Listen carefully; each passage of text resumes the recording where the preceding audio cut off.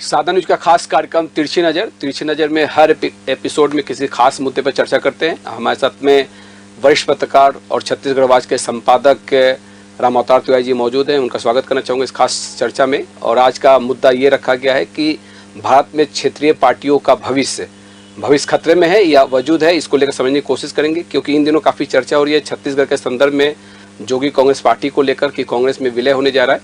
राम अवतार तिवारी जी, चूंकि छत्तीसगढ़ में जितने भी क्षेत्रीय पार्टियों का उदय हुआ वो कहीं ना कहीं आगे चलकर दम तोड़ते नजर आए, इनके पीछे की वजहों को आप क्या मानते हैं और भारत के संदर्भ में आपकी क्या राय है? अभी जो लोकसभा सत्र कल खत्म हुआ है उसमें एक विधेयक आया है जो वन नेशन वन इलेक्शन, एक साथ चुनाव कराया जाए, सारे चुनाव एक साथ कराया जाए। ये भारत की आज़ादी के समय ये प्रक्रिया अपनाया गया था कि एक ही चुनाव हो, चुनाव से बचा जाए। तो इसके बाद ये चर्चा शुरू हुई कि क्षेत्रीय दल इसे खत्म हो जाएंगे।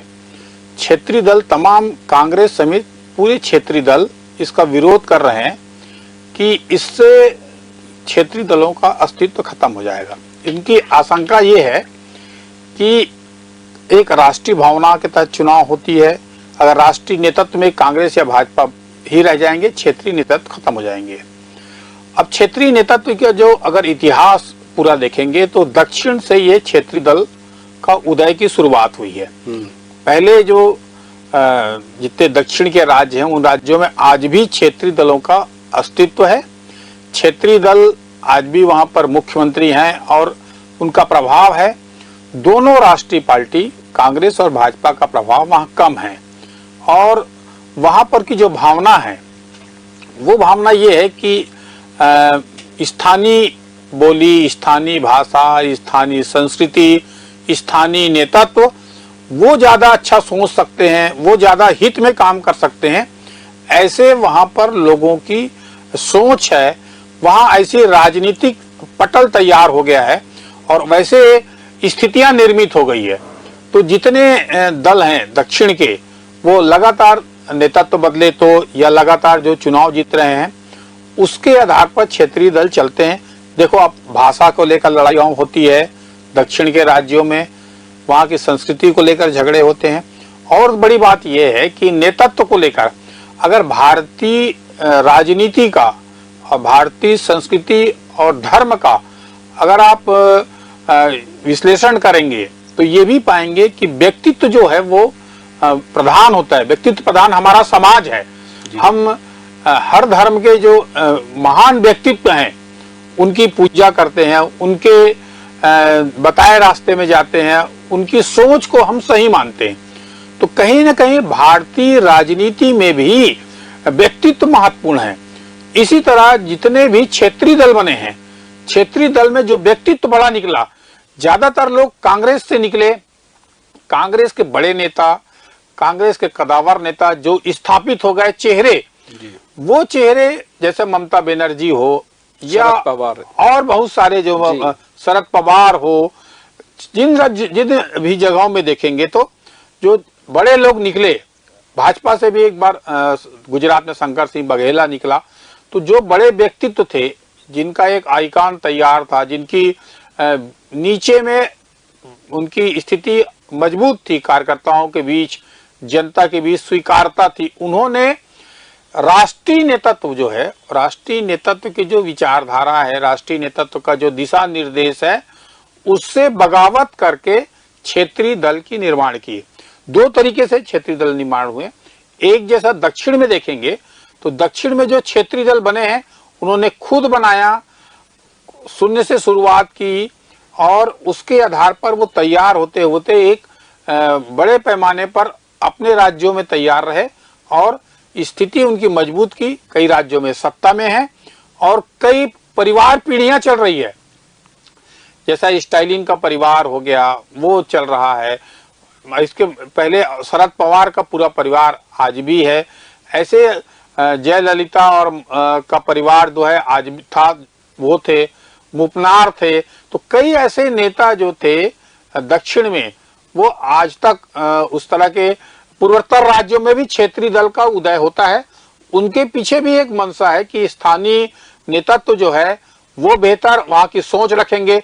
दिल्ली में बैठा हुआ कोई नेता है जी, वो छत्तीसगढ़ और बस्तर में क्या हो रहा है ये समझ नहीं पाएगा, ये ठीक से मुद्दे उठा नहीं पाएंगे प्रभावकारी तरीके से।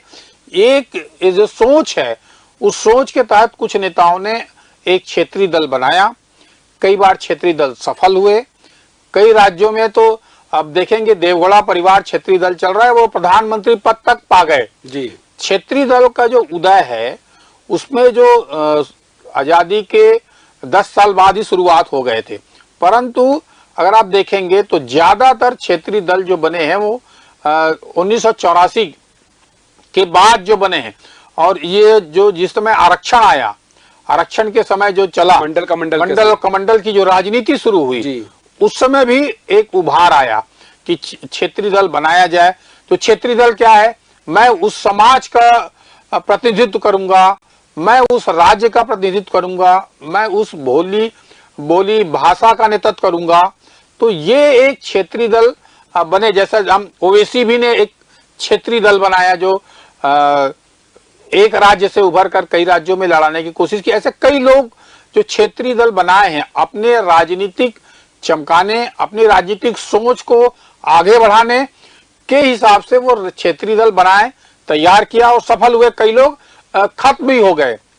जैसे हम देखेंगे छत्तीसगढ़ के परिप्रेक्ष्य में अजीत जोगी जी लंबे समय तक कांग्रेस में थे। कांग्रेस मैं जोगी जी के एक बयान पे भी आना चाहूंगा। जोगी जी ने जब जोगी कांग्रेस पार्टी का गठन किया तो उन्होंने संपादकों को बुलाया था, उन्होंने ये बात कही कि हमें हर फैसले के लिए दिल्ली की तरफ देखना पड़ता है, दिल्ली जब फैसला करेगी तब हम उसको अडॉप्ट कर पाते हैं, किसी चीज़ को आगे बढ़ा पाते हैं, इसलिए क्षेत्रीय दल का होना बहुत ही जरूरी है।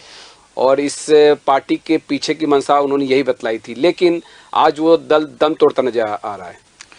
देखिए, हम अगर जोगी कांग्रेस के परिप्रेक्ष्य में देखेंगे तो जोगी जी का व्यक्तित्व अलग था। आईएएस आईपीएस राजनीति में कूदे और राजनीतिक समझ, प्रशासनिक समझ, लोगों से कनेक्ट होने के जो उनके तरीके थे छत्तीसगढ़ में वैसा नेता अभी भी नहीं हो पाया है।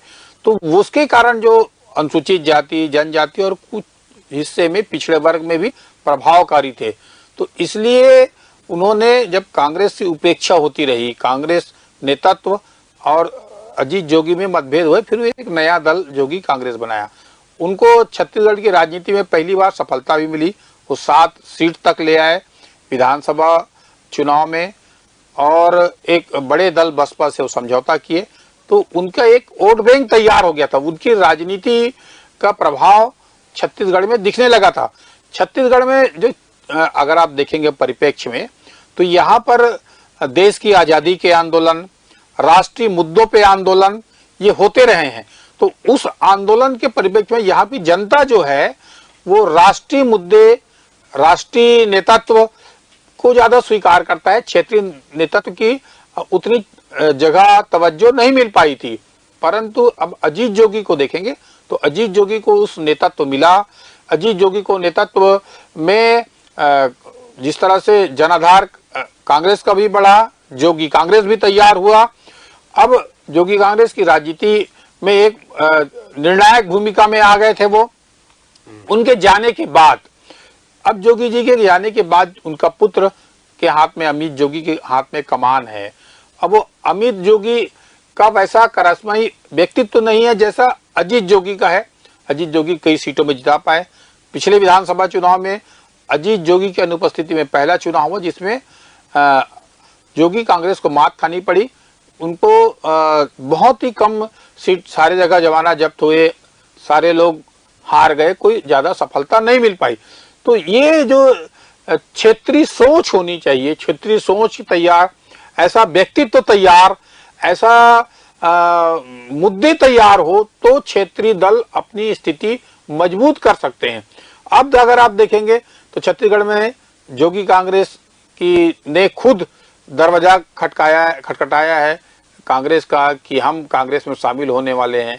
अब वो स्थिति खड़ा करने की जो स्थितियां हैं वो बन नहीं पाई है। उसके पीछे की वजह जो बताई जा रही है कि कांग्रेस की सोच वाली सोच रखते हैं जोगी कांग्रेस पार्टी के जो भी पदाधिकारी है। मेन अगर जोगी कांग्रेस और कांग्रेस का जो एक विचारधारा है जी। वो एक है, वोट बैंक एक है, राजनीति के तरीके एक हैं, तो इसलिए भाजपा की अपेक्षा जोगी कांग्रेस के नेता कांग्रेस में जाना पसंद कर रहे हैं, और पहले वो कांग्रेस में थे तो इसलिए कांग्रेस में जाने तैयार हो रहे हैं। और अब उनके पार्टी ऐसा सोचती क्या है ये देखना है। एक कमेटी तो बनाई गई है। आज ही एक टीएस सिंहदेव का बयान आया है कि जो बागी होकर चुनाव लड़े, जिन्होंने नुकसान पहुंचाया है, उनको कांग्रेस में नहीं लेना चाहिए। इसके पीछे का तर्क भी है, क्योंकि कहा यह जाता है कि प्रमुख पार्टियों के बी और सी टीम की तरह इन पार्टियों का इस्तेमाल भी होता रहा है। ये अक्सर चुनाव के समय ये एक बड़ा रोचक और बात है जी कि कभी देखेंगे कि इस परिप्रेक्ष्य में कि राष्ट्रीय पार्टियां जो है जी वो क्षेत्रीय पार्टियों को या उभरते हुए नेताओं का जो उपयोग जो है वोट काटू पार्टी के रूप में या विरोधियों को हराने के लिए, संसाधन उपलब्ध कराने के लिए, और वोट बैंक जिन वोट बैंकों में उनका आधार तैयार नहीं है वो वोट बैंक का विभाजन करके अपनी जीत की स्थिति तैयार कर, जैसा महाराष्ट्र में हुआ। क्षेत्रीय दल 2 बन गए, दोनों में विवाद की स्थितियां हुई है। राजस्थान में भी ऐसी हुआ, हरियाणा में भी ऐसी किया गया। तो कुछ क्षेत्रीय दल जो है, पंजाब में ऐसी हुआ, तो कई क्षेत्रीय दल हैं। वो क्षेत्रीय दलों की जो स्थितियां हैं वो स्थितियां दिनों दिन खराब हो रही है। इसका एक विचारणीय सवाल उनके बीच आया। चाहे पंजाब में अकाली दल लंबे समय से राज करता रहा, हरियाणा में चौटाला परिवार, भजनलाल परिवार लंबे समय से राजनीति में जगह बनाया, तैयार किया, और आज स्थिति उनकी कमजोर है। तो ये कई बड़े दल हैं जो दल पहले क्षेत्रीय दल का उभार था, क्षेत्रीय दल का आधार जो मजबूत था, वो क्षेत्रीय दल कमजोर हो रहे हैं। और वो वोट थे, जो क्षेत्रीय दलों के वोट थे, वो राष्ट्रीय पार्टियों के उसमें जाते जा रहा है जी। तो ये एक बड़ी समस्या उनके सामने है, किस तरह रहेगा और कैसे लेकिन रहेगा। रामोतर्त जी, इसमें मैं एक संदर्भ ये भी लेना चाहूंगा कि आपने दक्षिण भारत के क्षेत्रीय पार्टियों के बारे में आपने बात की, बहुत सफल भी हैं, वहाँ की राजनीति में उनका एक महत्वपूर्ण स्थान भी माना जाता है। लेकिन हिंदी पट्टी के क्षेत्रीय पार्टियों की अगर बात की जाए तो एक समय के बाद में ये पार्टियां के अस्तित्व पर ही सवाल उठने शुरू हो जाते हैं।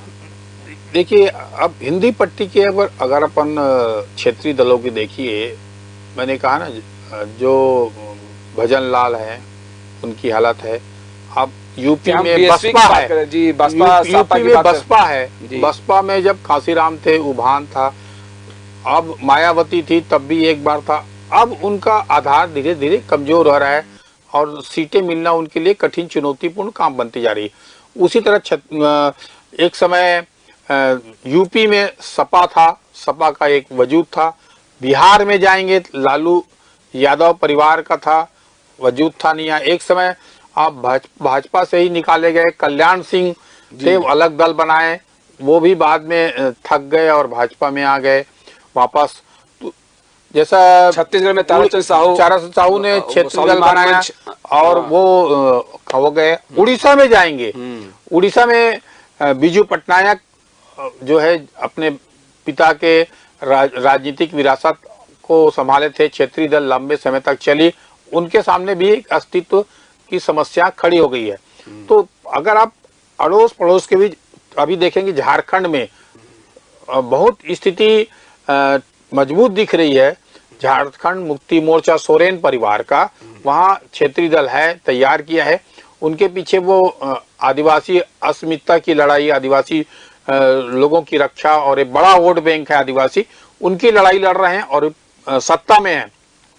तो अगर आप राज्य वाइज देखेंगे तो कुछ ही राज्यों में हिंदी पट्टी में जो क्षेत्रीय दल हैं, ज्यादातर राज्यों में अब जो राष्ट्रीय पार्टियों का कब्जा है। जैसा हम अगर देखेंगे हैदराबाद में, तो वहां पर जो देखेंगे तेलंगाना में, तो तेलंगाना में पहले जगन रेड्डी, पाईकेएस रेड्डी का बेटा क्षेत्रीय दल के नाते एक दल बनाया, कांग्रेस से अलग होकर उस वोट बैंक तैयार किया था पिछली बार। इस बार वो हार गए और एक चंद्रबाबू नायडू ने एक नया, वो भी क्षेत्रीय दल है, वो तैयार किया और सीएम है। तो क्षेत्रीय दलों का जो व्यक्तित्व है, उनकी संरचना है, वो उस क्षेत्र की समस्या, उस राज्य की समस्या, उसको लेकर है। इस समय अगर आप राष्ट्रीय परिप्रेक्ष्य में देखें, पूरे देश के हिसाब से देखेंगे, तो राष्ट्र में इसमें राष्ट्रवाद और हिंदुत्व इस समय की शोर ज्यादा है, सोच ज्यादा है, और उस समय लोग सोच रहे हैं। इसीलिए ये भाजपा को जगह मिल रही है, भाजपा का आधार तैयार हो रहा है। इसीलिए भाजपा ने लोकसभा सत्र में जो कल ही खत्म हुआ है, उसमें वन इलेक्शन वन सेशन एक प्लान लाया है, जिसको जेसीपी में भी दे दिया गया लोकसभा की समिति में, जिसमें 1 दर्जन सांसदों को विचार विमर्श करके, चर्चा करके, राष्ट्रीय परिप्रेक्ष्य में लोकसभा में इस पर फिर उसके बाद आगामी सत्र में चर्चा होगी और राष्ट्रपति गोविंद राम के नेतृत्व में एक समिति बनाई गई। समिति ने अपनी रिपोर्ट दे दी है। इस रिपोर्ट के बाद क्षेत्रीय दलों को भी लगने लगा है कि अगर इस आधार पर चुनाव हुए, तो एक साथ अगर चुनाव होंगे, तो एक राष्ट्रीय मुद्दे पे चुनाव हुए, ऐसे में राष्ट्रीय समस्याओं पे चुनाव हुए और राष्ट्र के विकास पे बात हुई और राष्ट्रीय स्तर पर बात हुई, तो लोकल समस्याएं खत्म हो जाएंगी। इसमें 2 तरीके की बात है। एक ये बात आ रही है कि जब राष्ट्रीय परिप्रेक्ष्य में होंगे तो राष्ट्रीय दल ही पनपेंगे, वही क्रमबद्ध सत्ता में आएंगे और क्षेत्रीय दलों का अस्तित्व खत्म हो जाएगा। ये लिए क्षेत्रीय दल सोच रहे हैं और ये कुछ हद तक वाजिब भी है। अगर राष्ट्रीय परिप्रेक्ष्य में भावनाओं के आधार पर या राष्ट्रीय चिंतन के आधार पर अगर चुनाव हुए तो क्षेत्रीय दल कमजोर हो जाते हैं, तो वो उनको डर है। वही आप देखेंगे, उसी लिए ही छत्तीसगढ़ में भी जोगी कांग्रेस की स्थिति कमजोर हुई है। लेकिन रामोदार तिवारी जी, आपको नहीं लगता कि जो कोर एजेंडा होता है किसी भी पार्टी का, जो कोर, चाहे शिवसेना के देख लीजिए, जो उनका हिंदुत्व था, जो मराठा समाज में उनकी जो पकड़ थी, किस तरह से वहाँ पे वो थोड़ा सा इतर हुए तो क्या स्थिति बनी। चाहे आप देख लीजिए कि अलग अलग राज्यों में, जहाँ जैसे छत्तीसगढ़ियावाद की अगर बात की जाए, तो यहाँ पे छत्तीसगढ़ी अस्मिता को लेकर बड़े स्तर पे बहुत सारी चर्चा हुई, लेकिन कांग्रेस की तरफ से इसको रखा गया। भूपेश बघेल इसको बहुत बड़े पैमाने पर लेकर चल रहे थे। जोगी कांग्रेस भी कहीं ना कहीं इस और इस पे बहुत बड़े स्तर पे काम कर रहा था, लेकिन इसके पीछे किन वजहों की वजह से ये यहाँ पे सफल नहीं हो पाए? 2 पार्टियों की आपने कहा, एक बाला साहब ठाकरे की शिवसेना जो है वो हिंदुत्व के मुद्दे पे काम कर रही थी। हिंदुत्व के मुद्दे पे अब उससे ज्यादा प्रखर, उस समय जिस तरह से बाल ठाकरे प्रखर थे, उस तरह का ही प्रखरता के साथ इस समय भाजपा काम कर रही है और वहां पर शिवसेना 2 भाग में विभाजित हो गई। तो इस हिसाब से उस ठाकरे परिवार को नुकसान हुआ और बहुत सारे वोट जो है वो भाजपा में शिफ्ट हो गए, तो इसलिए वो क्षेत्रीय दल वहां पर कमजोर हो गए। एक बात। दूसरी, छत्तीसगढ़ के अगर परिप्रेक्ष्य में देखेंगे तो जो मुद्दे अजीत जोगी उठाए थे, छत्तीसगढ़ियावाद, छत्तीसगढ़िया संस्कृति, छत्तीसगढ़िया नेता और छत्तीसगढ़िया अफसर, तो उनको तवज्जो दिया जाए। वो सीधे हैं, सरल हैं, सौम्य हैं, उनका सिर्फ उपयोग हो रहा है, उनको उस सम्मान नहीं मिल रहा है। ये एक मुद्दा अजीत जोगी ने उठाया था और उस थीम में चले थे। बाद में अजीत जोगी के निधन के बाद वो थीम को एक तरह से भूपेश बघेल ने पकड़ा, वो रणनीति को भूपेश बघेल ने पकड़ा और भूपेश बघेल भी वही चलाते रहे। बोरे बासी खाइए, छत्तीसगढ़ के तीज और त्योहार मनाइए। तो ऐसी स्थिति में छत्तीसगढ़ियावाद जो है कांग्रेस ने भी लोकल स्तर पर चलाया। तो जोगी कांग्रेस के जो वोट थे, जोगी कांग्रेस के जो नेता थे, उसमें 75% जो नेता थे वो कांग्रेस में आ गए, 25% जो है वो उसमें से थोड़े लोग जोगी के साथ बचे हैं, बाकी लोग भाजपा में चले गए। तो एक विचारधारा की लड़ाई थी, एक स्थानीय अस्मिता की लड़ाई थी।